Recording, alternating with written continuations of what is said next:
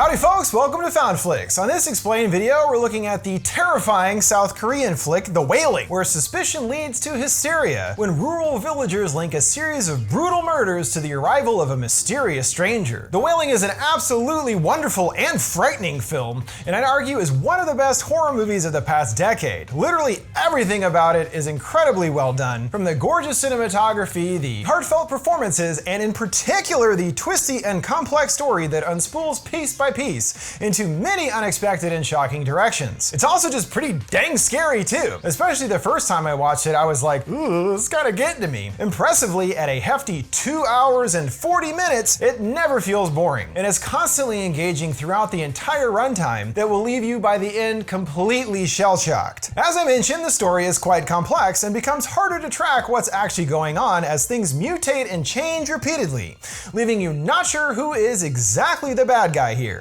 So let's dig deep into the world of The Wailing, breaking down the story and its twists, including the important ritual at the heart of the movie, along with who the real bad guy here really is and what they're all about, and explaining the ending that ties everything together. We open on some lush forest vistas and settle into a nice scenic river with mountains in the background. A mysterious old man is there fishing, working to get his worm on the hook. This seemingly feeble man is our main source of evil in this tale, and as is referenced to later, he is fishing in a sense for new victims. We then move to meet police officer Jung-gu and his family, given a rude awakening about a murder, and he's forced by his mother-in-law to have some breakfast before leaving for the scene. There they find the suspect has murdered 2 people, the man looking pretty effed up, wide-eyed and covered in blood and boils. Entering the grisly scene, it's mentioned the man was stabbed 20 times, leaving Jung-gu wondering what happened, as they don't smell booze or anything on the suspect's breath, thinking it must have been a crime of passion. Continuing to look around, he finds an odd dying flower bushel hanging on a post, and comes to a room with what looks like a pretty messy nest in the corner. Elsewhere, a hiker is wandering through the woods and comes to a deer corpse, and attempts to saddle it on his back, but loses his balance, tumbling down a hill and hitting his head on a rock, knocking him unconscious. He comes to a strange sight. The old man, now on all fours in a diaper, digging through his backpack. He cautiously peeks over the rock, catching his attention, and when looking back, he's gone. Hearing a branch snap right next to him, he looks up, the man right on top of him with glowing red eyes descending down upon him. At the police station, the whole town is talking about the murders, and Seung-bok has a theory, realizing that all of this started after that mysterious Japanese man came to town. But Jung-gu isn't buying it, telling him to stop talking out of his ass. Besides, he has a much more straightforward motive. The killer's test came back and apparently he ingested some bad mushrooms, which could explain his odd appearance and behavior. But Seung-bok isn't so sure mushrooms would do that. Lightning strikes, knocking the power out, then moaning how they've complained to the captain about the shoddy wiring. Jung-gu is frightened by something outside, a naked woman strangely standing at the door. By the time they run out, she's gone, wondering where the hell she went to. After this, Jung-gu begins having nightmares, startled awake after his daughter Hyo-jin catches him and his wife getting busy in the backseat of the car. He buys her off with treats and toys to stay quiet, including a pink beret and ocarina, busting out some sweet tunes while they sit by the river. He stares out, seeing the man looming on the other side of the shore, and that night brings another brutal murder, arriving to a smoldering house, the scene in absolute chaos. A woman covered in soot keeps freaking out and running around as a body is taken out, followed by even more. A hand grabs him from under the blanket and attacks him, and the lady joins in, seeing she has yellow eyes. She abruptly stops and runs off, leaving Jung-gu terrified, seeing the older man again watching in the distance, as though he selected him as his next victim, and is laying in wait until the right time to strike. The next morning, the woman's body is found hanging from a tree, and the officers go through the crime scene photos, learning a victim wasn't burned but stabbed to death, the prime suspect being the missus who hung herself, leaving them again befuddled of what is going on here. They discover a knife under a dresser in the house remains, and he remembers being told that she was assaulted by a Japanese man, then seeing her first encounter with him. Everyone thinking she was crazy as a result, and that she used to run around naked at night, this being who we saw back at the police station, and even his wife saw her at the bathhouse covered in boils and mumbling gibberish the entire time.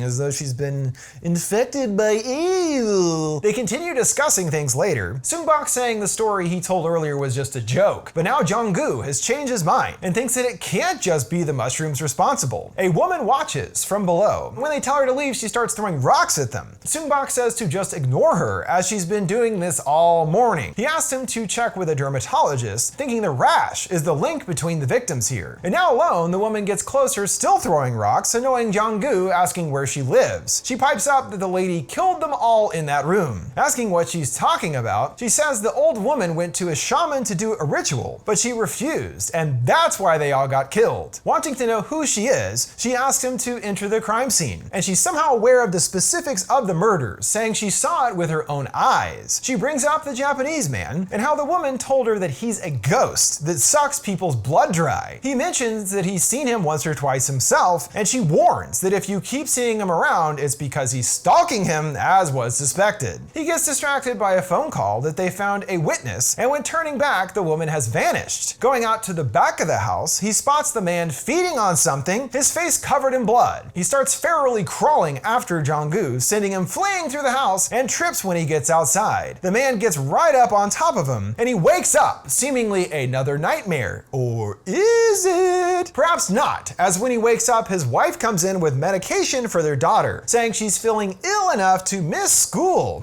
That seems odd. He finds that she's burning up, and so they whisk her away to the hospital. The boys track down the hiker who encountered the man in the woods, showing off where he hit his head, muttering that he hasn't slept since that day. They ask where the man lives, but he advises them not to go. Still adamant for directions, he guides them deep into the woods, coming to a bunch of dead animals all lying around, realizing the man wasn't making his story up, followed by a loud thunder crash and an immediate downpour. The guy's like, well, that's enough for me, and starts walking away, telling him his house is just over the hill. He gets agitated and tumbles down a hill. Boy, this guy is clumsy, and is even more annoyed when getting to his feet, yelling that he's going to get them fired, and starts walking away again, only to be struck by lightning, leaving him smoking.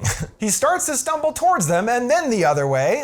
Where you going, bro? You just got struck by lightning. He's rushed to the hospital, his wife bawling, what's the point of taking healthy pills if lightning kills you? But believes that it was thanks to their tonics that he survived at all. They're then interrupted by news about another patient, the first killer being in another room. He starts having a seizure, his whole body now covered in boils and flailing around. We hear a painful snapping deep in his bones as blood starts pouring out of his mouth and he quickly dies, everyone staring in shock at the scene. So they take a well-deserved KBBQ break, looking dazed and wondering if anyone can make sense of what's happening, at least deciding to revisit the man's house tomorrow, certain that he's somehow involved. In the other room, they see a lady also starting to get telltale boils on her neck. We're really starting to see how quickly this evil is spreading in their village. At home, Hyo-jin's illness is growing more severe, coming home to her freaking out and screaming, just like the man at the hospital was. He tries to get her to calm down as she pleads with him to do something. The next morning, she does seem to be doing much better, gobbling down breakfast with piles of scraps all around her on the table. But not all is well. His mother-in-law pulls him away, confused, as Hyo-jin never eats fish. Sure that something is wrong, she reached out to the lady next door about finding them a shaman, to which Jong-gu agrees. In the meantime, he meets up with his buddy and his priest-in-training nephew, Yang Yi-sam, who can translate Japanese, to venture to the man's house. They find nobody home and let themselves inside for a little peek around. Yi-sam complains of it being illegal, but they brush this off and order him to keep lookout while they keep searching. He finds a locked-off room with candles and stuff burning inside, while his buddy finds a ritualistic chamber of some sort. The walls covered in photos, certainly all of the man's previous victims, including some of the recent ones we've seen in the village. Understanding the man must have watched and documented every step of the way, including when the cops arrive in the aftermath, when they're dead. Outside, Yi-sam is attacked by the man's dog, and it gets loose from the ground, forcing them inside to block the door. It suddenly retreats, seeing his master has returned home, while Seung-bok is staring mesmerized at the display, especially focused in on a girl's shoe amongst the pile. The man is silent as another storm rolls in, and Seung-bok is shell-shocked by what he saw in the room, now positive that this man is the killer, and that he took the victim's belongings and did something with them, pulling out the shoe that he found, which belongs to Hyo-jin. Uh-oh! He rushes home to question her about what happened. She denies that it's even her shoe, despite her name being written inside. So he asks if she knows the Japanese man, to which she nods in agreement, and he demands that she tell him everything, but she's defiant, yelling what the hell is so damn important, and storms out annoyed. Later, when she's asleep, he digs through her belongings for clues, finding a chewed up notebook in her backpack back, then another journal that appears pretty normal at first, then turns violent and dark, with drawings and weird scribbles, along with a demonic visage, as well as holes burned into the pages.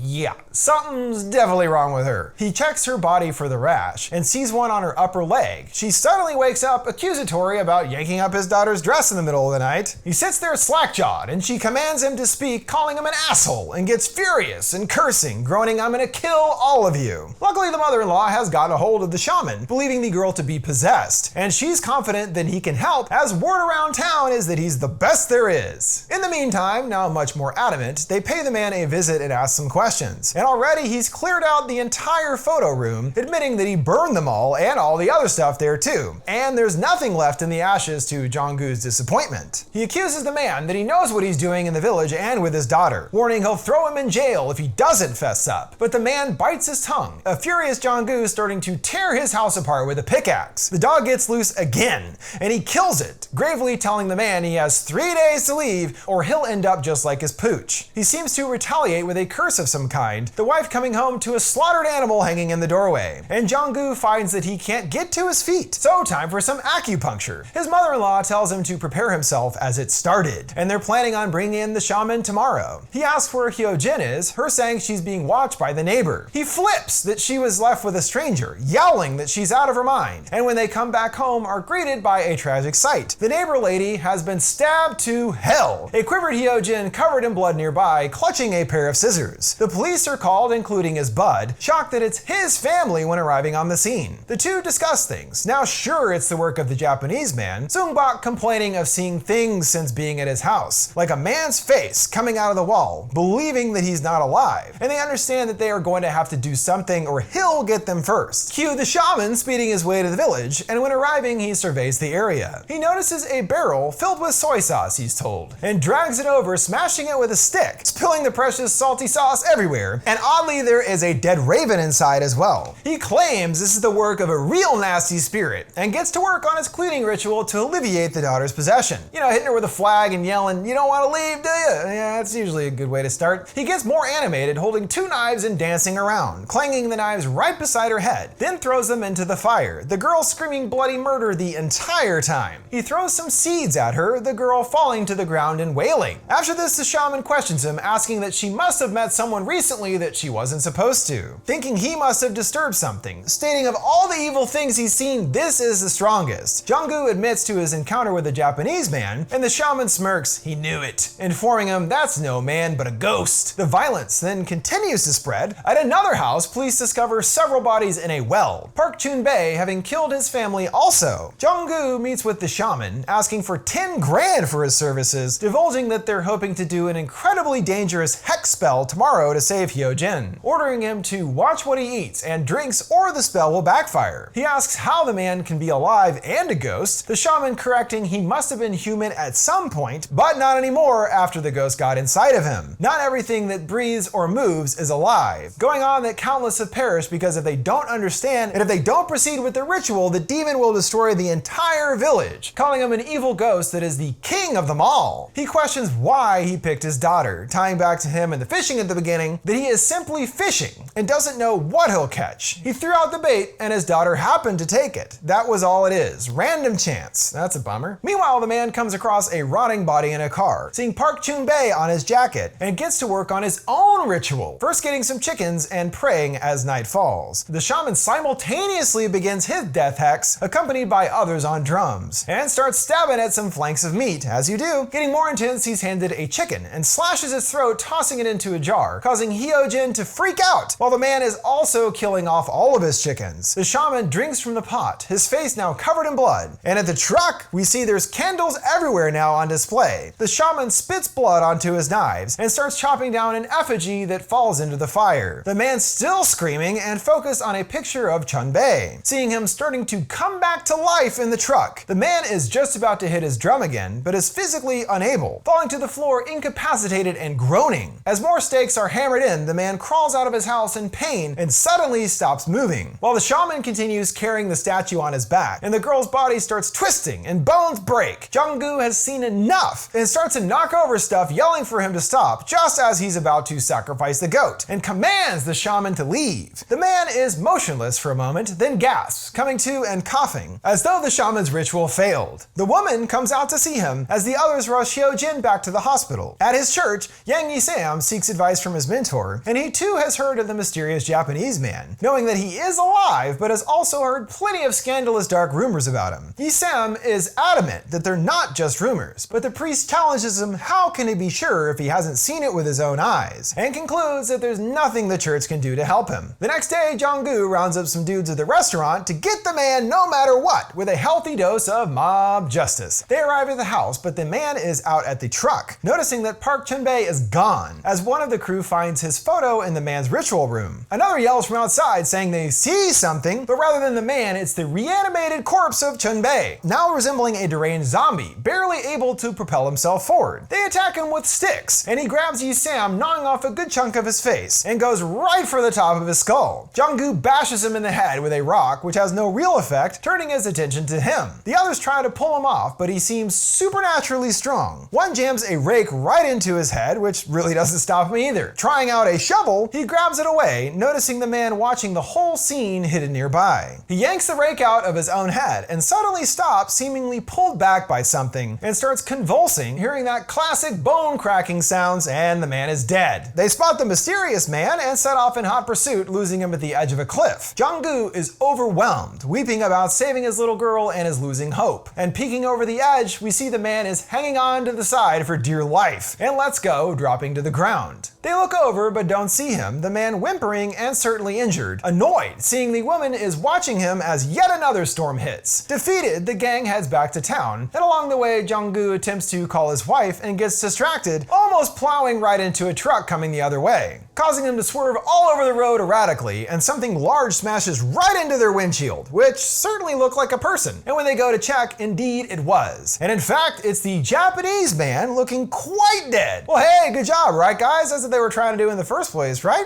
No? Okay, no. They drag his body off the road, launching him over the side of a hill, the woman in white surveying them nearby. His wife and mother-in-law are busy appealing to the shaman, afterwards staring out and smiling. The rat fell into his trap. Wonder what that means. Perhaps we can't trust this guy? Jong-gu, still wet and covered in blood, visits his daughter in the hospital, hopeful that she will have been saved. And surprisingly, she's awake and looking alright, her tearing up and telling him that she's fine. They tell him that they have the shaman to thank for her recovery, telling dad to get some rest. And the shaman happens to be calling, but Jong-gu screens the call. The murders continue to spread regardless. This time the victim is Soon Bak, aka Yi-sam's uncle, at the scene dazed and doused in blood. The shaman pops back up in the village and notices that his nose is starting to bleed. It doesn't stop, turning into a faucet, and looks over seeing the woman, now in a jacket, asking what he's doing here. He starts puking blood and stuff, which is pretty gnarly, the woman whispering for him to get out. He wisely does so, and after a raven crashes into his window at home, decides it's probably best to get out of Dodge for good. He's on his way back to Seoul, but is given a sign that his work isn't finished back in the village. A literal plague of locusts appear and floods across his car. He quickly stops and gets out losing his shit, but when looking around, none of the bugs were actually there, sending him speeding back into town, again calling Jong-gu on the way. He urges him to get his daughter now, saying he misread the divination and cast the hex on the wrong ghost, mentioning the woman, and that it was actually her responsible for all this crazy and deadly stuff going on, not the Japanese guy, saying that she actually must be the evil spirit. He again tells him to go home and is heading there himself. He believes the man was trying to kill the woman in order to save people from her, and that he is indeed a shaman like him. Once Jong-gu arrives to the village, he comes across the woman waiting for him. He asks where his daughter is, and the woman somehow knows her name, informing him that she's possessed by an evil spirit, and that she's at home. Where else would she be, silly? But warns him, if he goes home now, his entire family will perish, asking if he's seen the Japanese man. He remembers at the hanged woman's house when they first met, but this was just a dream, he utters, her telling him this really did happen, and it was essentially since then that Jong-gu and his family have been marked for death by the man. She, it turns out, has laid a trap for him, simply requesting that he wait here until the rooster calls 3 times, asking him to have faith in her in order to save his family. Meanwhile, the deacon discovers the woman's counterpart's cave hideout, ready to confront him once and for all. The man is unfazed as usual. When asking if his true form is the devil, he retorts, "Is that what you think it is?" and is all casually, "Well, you already said it, I'm the devil, no big deal or anything, right? But clarifies whatever he says won't change his mind anyway. Yi-sam firing back if he's not the devil, then show him his true form, and offers that if he does, he will leave him alone. Well, you're not really in the driver's seat negotiation-wise in this situation, but good luck with that. The man cackles, "Who said I'd let you leave?" And yeah, he's doomed. While back in town, Jong-gu gets a call from the shaman, arguing that he shouldn't trust the woman and to go to his daughter now, further complicating things for the father, especially when the woman tells him the shaman and the man are in cahoots together. Well, that sounds about right. The first rooster call is heard, the woman begging him to not waver. But when looking around, he spots his daughter's beret on the ground and remembers back to when he first met her, remembering she was wearing Chan Park's jacket. Now convinced that she's the evil one here, starting to back away as the rooster screeches for the second time. Running back home, he passes what must have been the woman's trap, a flower that immediately withers when he passes his barrier, and what we've seen at other previous crime scenes. He pushes open the door and finds the place in shambles, gore and blood all over the room. He discovers Hyo-jin head to toe in blood, yelling her name in anguish. Whoops, should've listened to the lady, I guess. In the cave, the man has changed into his true and much more gross form, just as Yi-sam requested, which I imagine he's regretting now. The demon snaps a photo of his frightened face, asking why he has any more doubt of who he is in his heart, admitting that he is the devil after all, or at least is a big-time evil spirit guy. The man starts to fiendishly cackle, Yi-sam grunting out an "oh lord." Yeah, you know what you got yourself into here, buddy. As dawn approaches, another rainstorm hits the village, focusing on the withered flower as the shaman makes it to town. He comes to Hyo-jin outside her house and steps inside surveying the carnage and takes some photos himself, finding Jong-gu lying there and I would assume mortally wounded, still weakly mumbling his daughter's name over and over. The shaman retrieves a box from his trunk stuffed with those previous photos of various victims, cramming the newest of the collection back in. This lets us know without any question that he was indeed working with, or at least was an associate of the Japanese man from the get-go. The way things play out here also makes it abundantly clear that it was the man that it was evil and the woman was benevolent. I mean, there really wasn't much of a question about that. The guy's out there running around on all fours in a diaper eating people and stuff, you know? So in the same sense that the man was possessed by an evil spirit, the woman conversely is possessed by a good spirit. And the story that's playing out is really their dueling over the family. Now that we know where they truly stand, going back to that big death hex scene, what the shaman was really attempting to do here is remove any protection spells or what have you connected to Hyo-jin by the woman. Same goes for the tainted soy sauce when the shaman first came to town. This was actually put in place as protection by the woman. So of course he wants to destroy all that stuff, and they actually have a kind of pattern to their respective rituals for each of the new victims of the man. They each start by taking an item that belongs to them, such as the daughter's shoes or the woman taking her beret. Opposite intentions, her to hopefully save them, and him to possess them and help spread violence and death. The man seems to actually be collecting souls via the photos that they take of the victims, and that's what seems to be their main attention here, just racking up souls, baby.